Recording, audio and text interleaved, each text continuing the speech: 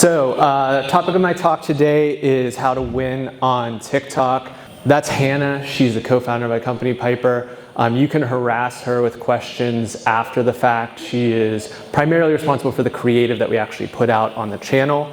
But before I get started, I want to say thank you. First of all, thank you to Eric for having me as a speaker. Thank you to you for being here, present in person, to hopefully pay attention for a majority of my presentation. And also, I want to talk about questions. This is actually the first time I have given this talk in particular, so thank yous also for bearing with me as I kind of work out the kinks of this thing.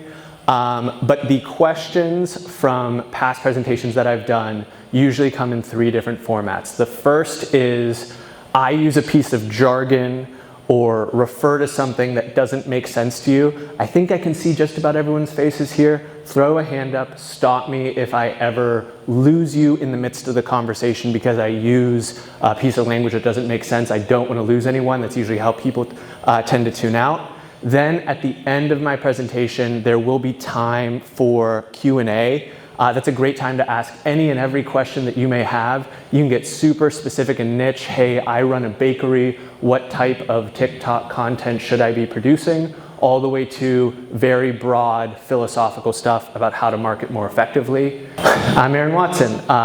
Eric gave me a very nice intro, but like I said, I am the co-founder, co-owner of Piper Creative. Our basic thesis is that agencies, all brands, all shapes and sizes need to be putting out serialized video and audio content in order to maximize the efficacy of their brand.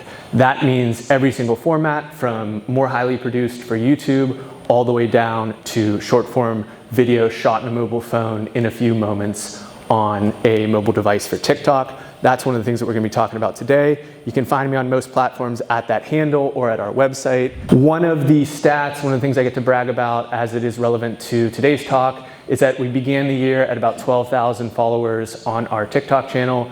We hit 90,000 in just 3 quarters, 9 months, I guess.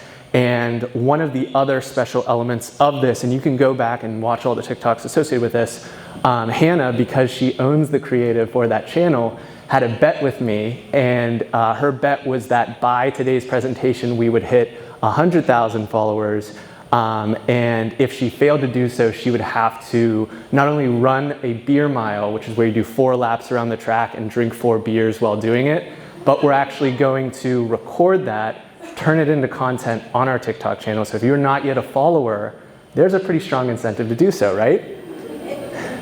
But as you can see, the other major factor that gets calculated in addition to followers is likes. We're going to talk about generating more of those in this talk. I'm going to start off by breaking down why TikTok.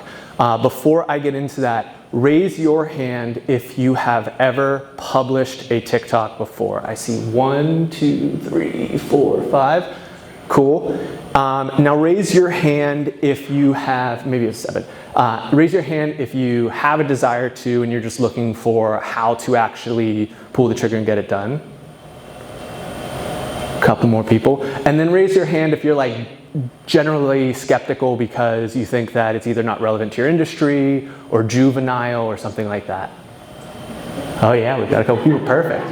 I'm coming for all y'all today. All of you better be ready. We're going to talk about all that. We're going to talk about why it is an important platform, why it might be relevant. We're then going to talk about the principles for success. And at the end, we're going to go through a case study of a brand that launched on TikTok, dear friend of mine, and has not only raised millions of dollars, but done hundreds of thousands of dollars of sales. And they say that TikTok is their most important channel for growth.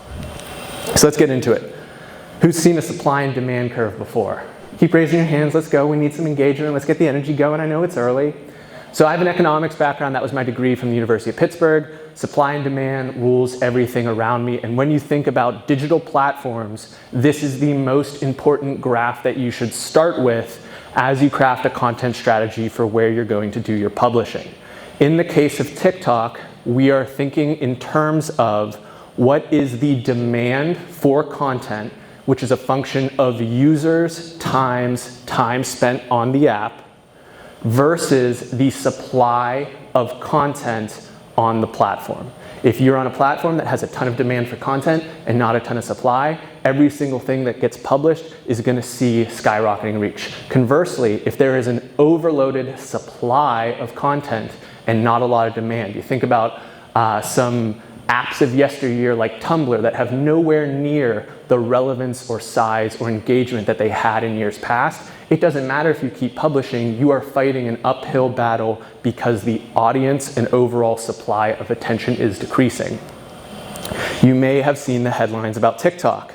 They are doing record-setting numbers for downloads of the app. And we know on every digital platform, most people start out as consumers first. It is exceptionally rare for someone to come to a platform and immediately, natively, understand how to go about creating. Most of those people import skills from a past creative experience in order to be able to do that quickly. Most of the people on the platform are ready to consume. So that means that if we are going to be putting out supply, if we're going to be producing digital content in some way, shape, or form, TikTok is the low-hanging fruit. It is the path of least resistance. You'd be hard-pressed on most other platforms to show that number that I showed earlier in this presentation of going from 12,000 to 95,000 in less than a year for followership. We are not exceptional at what we do. We're good, but I'm just being candid. We are not exceptional at creating TikTok content, and yet we're able to create that outcome because the demand for content is so high. And even if you're creating a relatively long TikTok, which at the absolute most is a 3-minute format, most of them are less than a minute, you are barely filling the up to 45 minutes per day on average that a TikTok user will be actually spending on the app. There's two very other big objections that I hear all the time when someone brings up publishing to TikTok. The first one, like I mentioned earlier, is that it's perceived to be a juvenile platform. I know that my niece, who is in her teens, is memorized every TikTok dance that has ever existed, and it is her absolute most favorite place to be spending her time. And that media headline, or that perception by older generations, makes it seem as though it is an app for and only for teenagers or people of a younger demographic. But if we go back to the last slide, TikTok becomes the first non-Facebook mobile app to reach 3 billion downloads. Does anyone know the world population? That's nearly half of it. Mathematically, it is not possible for TikTok to only be used by teenagers if that number is to be believed, and that is corroborated by third-party platforms. That is not TikTok spinning up a PR campaign. That is Sensor Tower soliciting the public APIs of the Google Play Store and the App Store from Apple in order to get that information. So it is absolutely mathematically impossible that it is only teenagers spending their time on the platform. Now, the next objection I think might be the most valid. TikTok is owned by a company called ByteDance. ByteDance is headquartered in Beijing, in China, and there are very real concerns either because of the algorithm control of the data of users on the platform, or because of the unilateral dictates of a one-party authoritarian regime, that there could be bad behavior on the platform because of the CCP. We saw in 2019, the past president issued an executive order banning TikTok, giving them a deadline at which the app would be banned. And in fact, while that was not fully implemented, the current president has repealed that executive order and written a new one that sets the legal precedent for a future ban on apps coming out of mainland China.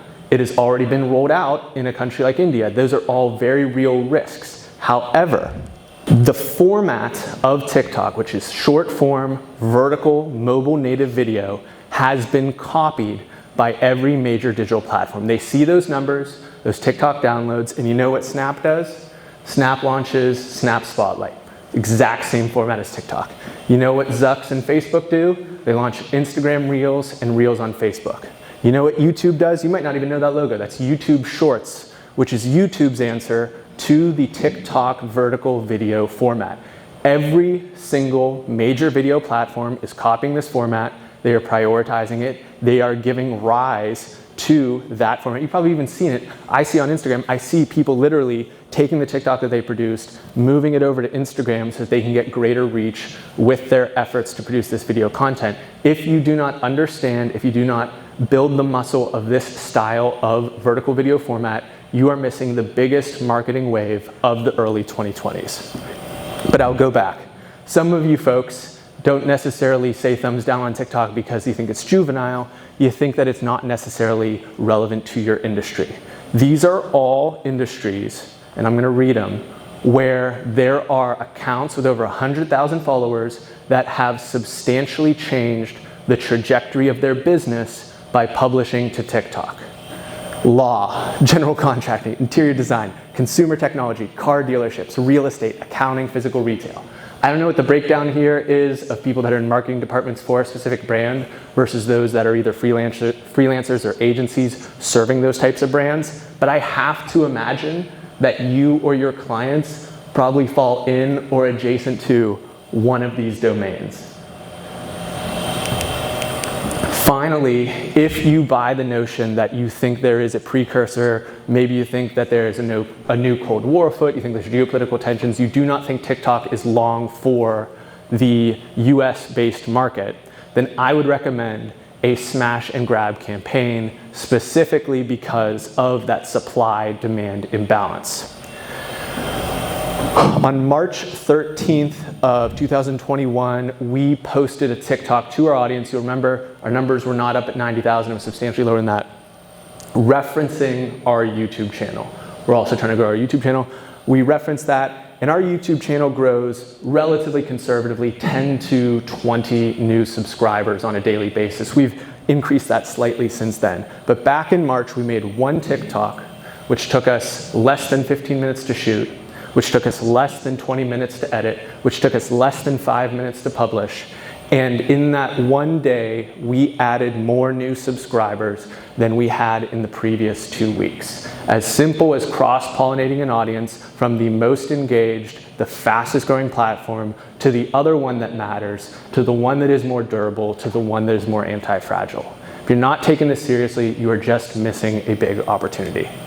So how do we win on a platform like TikTok? It starts by understanding the format.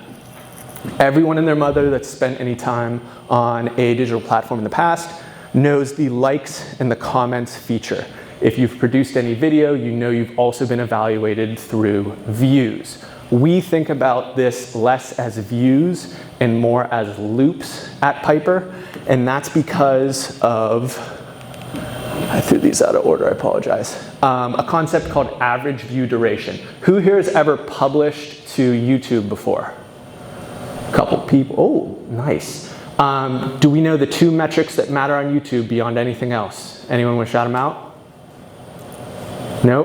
It's click-through rate and average view duration. Click-through rate is the rate at which someone sees the thumbnail to your video, decides to click on that versus something else. Average view duration is the percentage of your video on average that a viewer consumes before getting bored and moving to something else. If you are over 50% average view duration on YouTube, you are best in class. You are going to see substantial growth. Our company right now is battling to cross the 40% threshold. We're already seeing great growth. If you're over 50%, you're best in class. A platform like TikTok offers the opportunity for 150% average view duration. What do I mean by that? Because it is a short form video, because at the end of the video, it doesn't jump to the next video, it doesn't autoplay the next thing, but actually restarts the video from the beginning.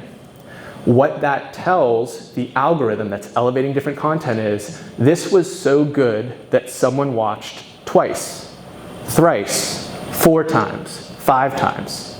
You are in pursuit of not just creating a piece of media that is consumed to the end, you are in pursuit of creating a piece of media that someone feels obliged to watch more than once. If you think about that supply-demand imbalance that the executives, that the engineers at TikTok are trying to negotiate, then you are actually solving for their problem of filling the pipes with content by creating something that gets looped in that format.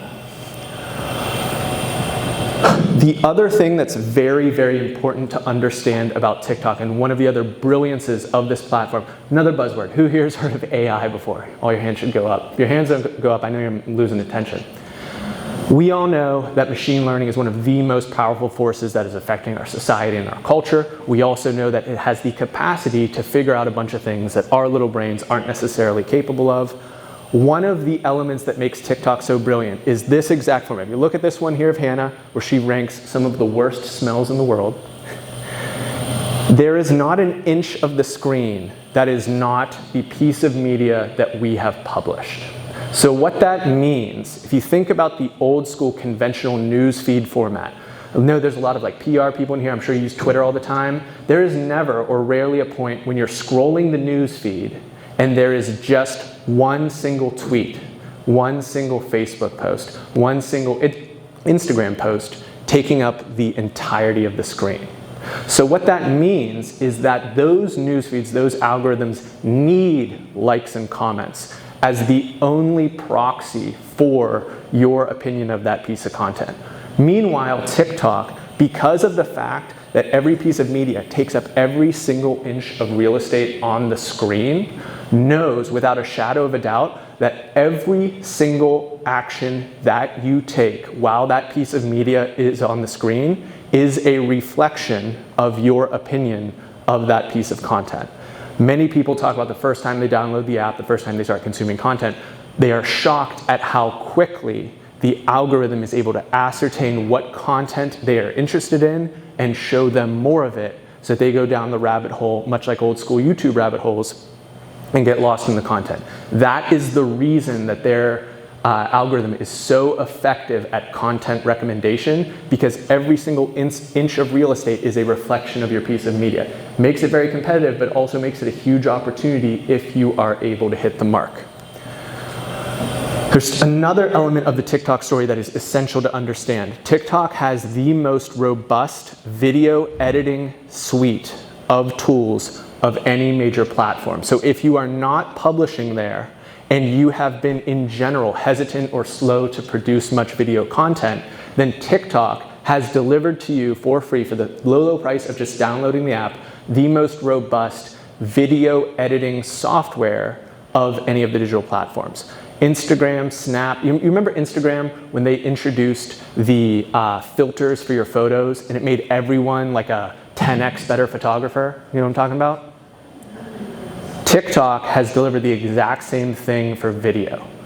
Adobe Premiere, these other softwares, these are non-linear video editing softwares. They have simplified it, they've dumbed it down, they've made it much more accessible for anyone to use some creativity and produce a piece of video. Another feature that they have that is really interesting is this duet feature. So if you're not familiar with it, what's happened here is this woman has made a video about some sort of pepper-based food, and then this is the famous chef Gordon Ramsay, who is basically doing a reaction to that. He is commenting on the recipe, the skill, the technique that this woman is using, and there is a second level of content that's super easy for him to produce. All he really has to do is hold the camera up, produce a selfie video, and he's got a piece of content that has 8.9 million likes to it. Now he's famous, so that helps a lot. But you just think about the ease of creative production that's executed there versus what people are attempting or dragging themselves through the mud to produce on other platforms, and the simplicity should be obvious. You need to be using every single feature if you download the app and are trying to create content there. The other metaphor that we use is that TikTok in 2021 is much like YouTube in 2014, meaning in 2014, YouTube was still nascent. It wasn't kind of cultural center for most people. It was definitely perceived to be a place where younger people spent their time and not necessarily where the masses would be consuming content. It was also a gold rush era for creators, accounts, and channels at that point in time. Many of us didn't know what a vlog was yet and hadn't seen Casey Neistat do genre-defining work. Many people were growing celebrity very quickly because they were able to make prank videos, or they were able to make really simple straight-to-camera explainer videos. That is what's happening right now in the present with TikTok. It's a different format, it's mobile short-form vertical video, but all the same content verticals, all the same styles are popping up. And the other reason for that is it did start with that more juvenile audience. And as old as this makes me feel, most of the kids on there can't even remember early YouTube. They can't remember those grainy prank videos that went viral or Charlie bit my finger or anything like that. This is their first endeavor into video on the internet with their own consumption patterns and choices. And so all those same grounds are there to be mined. So knowing that it's a short form vertical video format, you can't go more than 3 minutes, and you're trying to think of what the actual content, how it should be structured. You want to abide by the timeless rules of storytelling. You've got your exposition, your rising action, your climax, your falling action. You have a very limited window of time, but if you consume the best accounts on the platform, they still follow these timeless narrative storytelling devices. That is your advantage if you are a competent marketer. You inject storytelling best practices into the other content that you do. It is just taking that out and implementing it specifically in this format, in this domain. It's the same principles that you need when you're producing a TikTok. The comedians are the absolute best at it. There's some absolutely hilarious TikTok accounts that have the exact same format that Chris Rock or Sarah Silverman or your favorite comedian uses when they tell a joke. They set it up, they build the tension, they deliver the punchline. It's very short, it's very snappy. It can be 7 seconds on average. But it is that type of pace, that type of structure that you can be implementing into every single thing that you do. Going back to the notion of YouTube 2014 and TikTok 2021, much of the growth that we've experienced is because we have exported one of the most popular content formats of the early 2010s, listicles. It's the reason BuzzFeed is a $1.3 billion company these days. And we make lists on TikTok.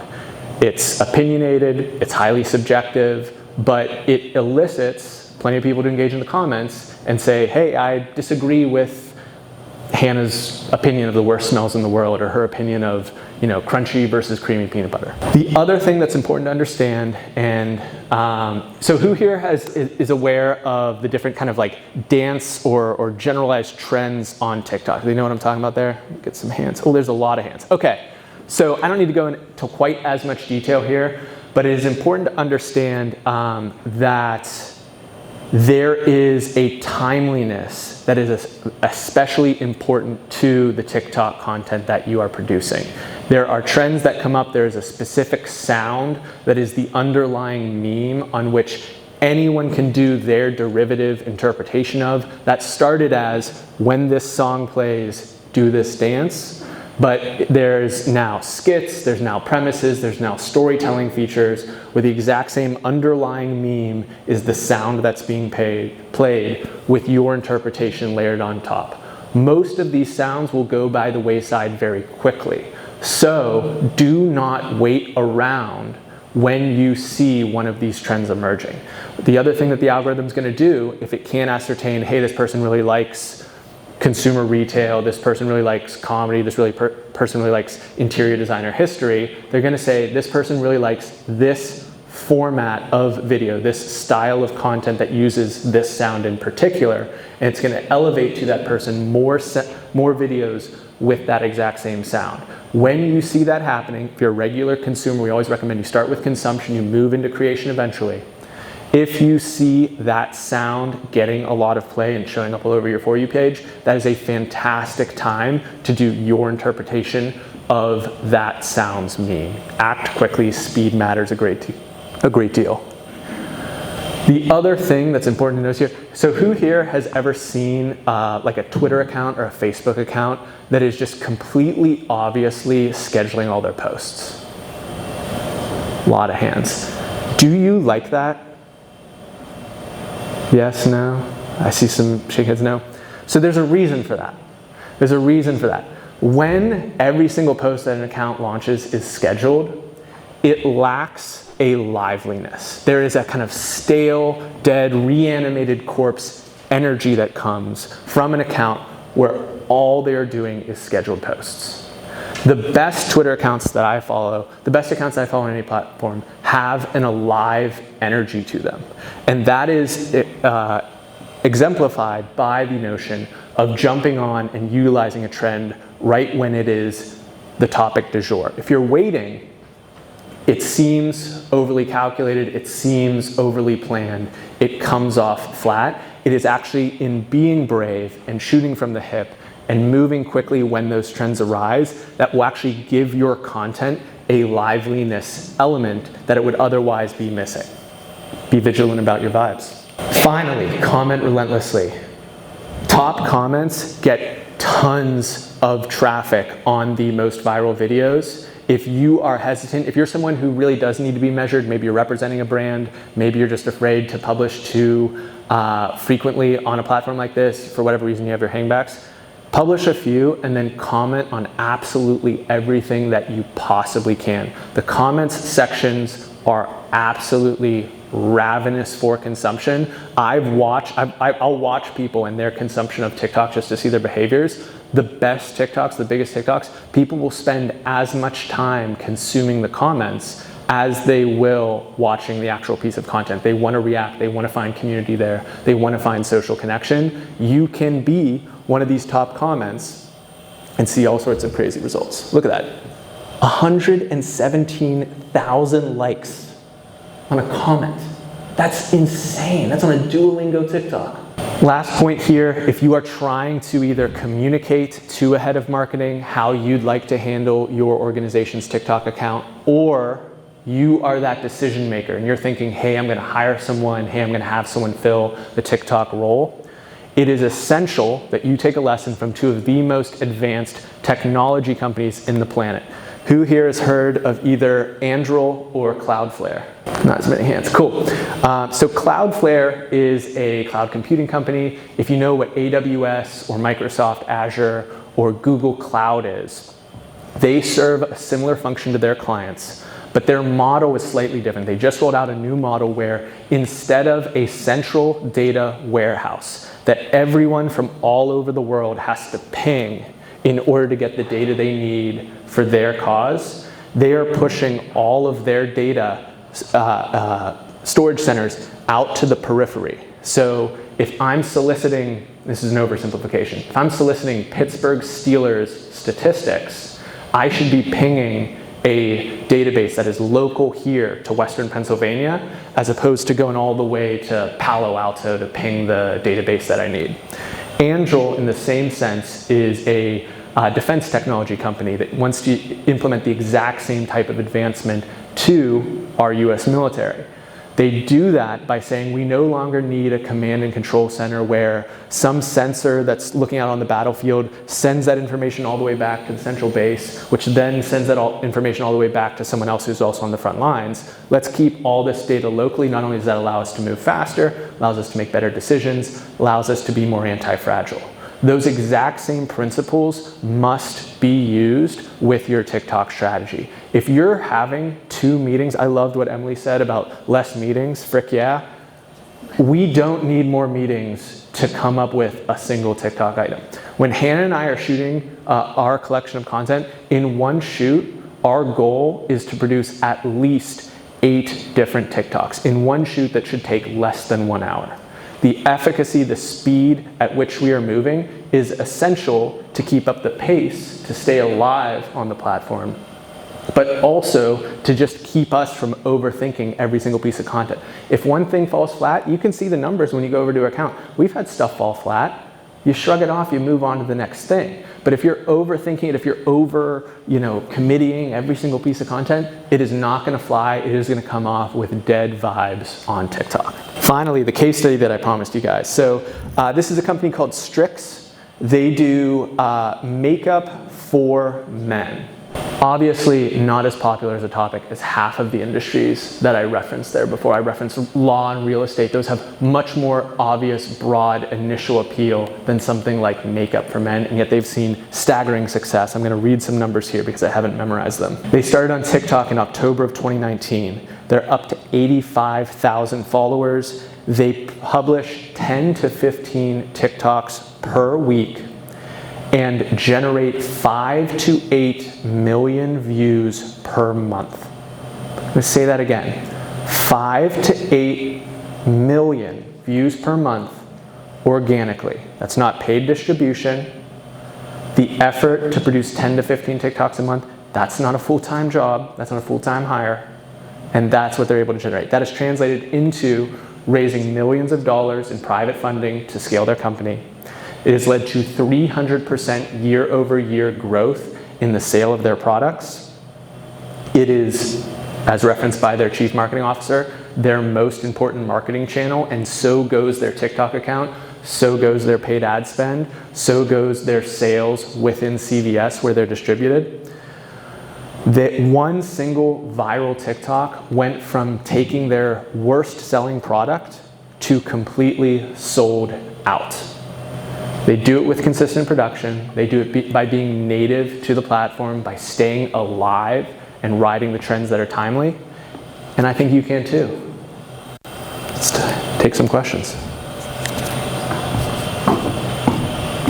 What pieces of equipment would you recommend someone who's probably shooting alone have on hand to make great content for TikTok? I believe the stand that we bought that allows you to shoot with your mobile phone, I want to say it was like $14. So invest in that. You don't need anything more than that. It's the type of thing where that should be like a tertiary type of decision. It should be, what do I want to talk about? What type of content do I want to make? Let's frickin' go. There's plenty of selfie videos on the platform. There's plenty of people that don't have the $14 stand, and so they lean it up against the wall. It's not uncommon for you to see some of the people that, it's more the dance videos, it's not uncommon for you to watch someone, they're leaning it on the ground, on like the curb or something. They press record, they run back, and they do their thing. So you don't need anything. If you're getting hooked up on the equipment, if you're getting held up on the equipment, you're mentally throwing that barrier in front of yourself. There's nothing there. Now we use our gear because we invested in the gear to make that happen. It's not the difference maker. Yeah, can you talk a little bit about sort of the transition between awareness of content to purchasing decisions? Like that case study you mentioned, it sounded like it was a pretty, I guess, like organic transition from someone seeing your content to making the choice to purchase your product. So I guess, can you talk a little bit about how to maximize that transition? Right, so similar to Instagram, TikTok really wants to keep you on their platform. Comes back down to that supply and demand curve that I talked about before. They give you one link out. That's why link trees and all that stuff are super popular. What they do is they put one link on their profile with a 25% off coupon. That coupon code is specific to TikTok so that they can track that relative to something else. You go out and you're able to get that discounted purchasing through their platform. Yeah, Eric, I got a question for you. A lot of really great data show the success rate of TikTok. A lot of your examples, unless I missed something, a lot of your examples were B2C marketplace. What's the success rate of the opportunities for B2B? Yeah, absolutely. Great question. So let me go all the way back here. So if we go to these examples, general contracting, yay or nay, but law, accounting, real estate, there are a large number of B2B service providers that spend their time when they're thinking about their marketing allocation towards explainer videos.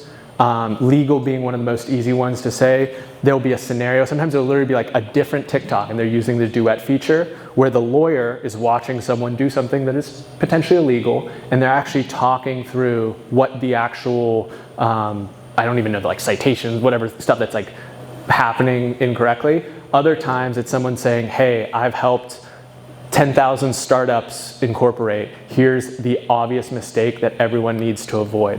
The basic principle there, the philosophy of content is you give away the easy stuff for free. If something is Googleable, if someone could easily Google and answer that question, then you're not actually retaining any sort of value by failing to disclose it. What most people hire a B2B service provider for is, number one, the fact that they have trust in that entity because of some sort of track record in a decision making, and they know that the function that they need will get completed. They're rarely doing it because they just literally have no understanding in any way, shape, or form what that service provides. but we've seen accountants dispel common accounting myths or explain basic accounting best practices. And the beauty of the TikTok algorithm is there's already other accountants there. There's already other people watching short form vertical video about how to reduce the taxes that they pay. And so if someone's already in the market for that, TikTok has found them. All you need to do is prove that the content that you're doing is also relevant to someone with that psychographic profile, and they will elevate it because they have the supply and demand imbalance. Do you want to get more specific? Is there a specific industry that you... The takeaway there was to find out your audience in advance. For sure, find the audience in advance, but give away the expertise. Convey that expertise, and the people that need that expert will find you because of the supply-demand imbalance. Yes? Can you talk about hashtags?